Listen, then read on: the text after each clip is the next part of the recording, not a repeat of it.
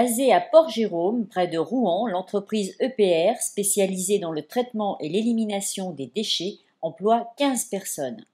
Notre activité est le traitement de déchets. Nous réceptionnons deux types de déchets, les hydrocarbures et les eaux polluées. Les hydrocarbures sont purifiés et nous commercialisons un combustible de substitution à destination principalement des cimenteries.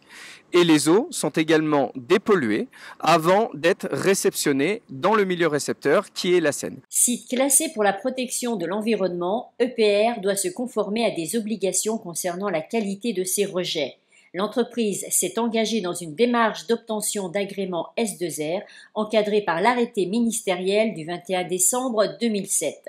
Un arrêté permettant à l'Agence de l'eau de calculer la redevance pollution sur les flux réels rejetés. Au suivi régulier de rejets, nous devons nous assurer du bon état des réseaux, de la conformité des différents dispositifs de mesure, de prélèvement et d'analyse, ainsi que la bonne gestion des boues et des déchets. Mon rôle est de conseiller et de guider l'industriel dans ses démarches pour la rédaction des procédures et mettre en place les technologies les plus adaptées sur le site. Avant de décider d'accorder ou non l'agrément S2R aux redevables, l'Agence de l'eau procède à un audit de contrôle sur site. L'objectif est d'expertiser le système mis en place par l'industriel afin de juger sa fiabilité.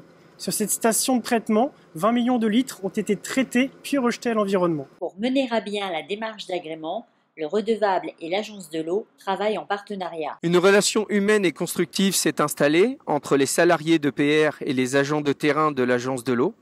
Nos salariés ont pu bénéficier de la disponibilité et des compétences des agents pendant plusieurs mois dans le cadre de la procédure d'obtention de l'agrément S2R. L'expertise terrain étant terminée chez le redevable, en l'occurrence EPR, nous pouvons statuer sur la conformité du système et le respect de nos critères pour l'obtention de l'agrément S2R. Une fois le dispositif S2R agréé, le redevable s'engage à transmettre à l'Agence de l'eau le suivi régulier de ses rejets avec toujours cet objectif, l'amélioration de la qualité de l'eau.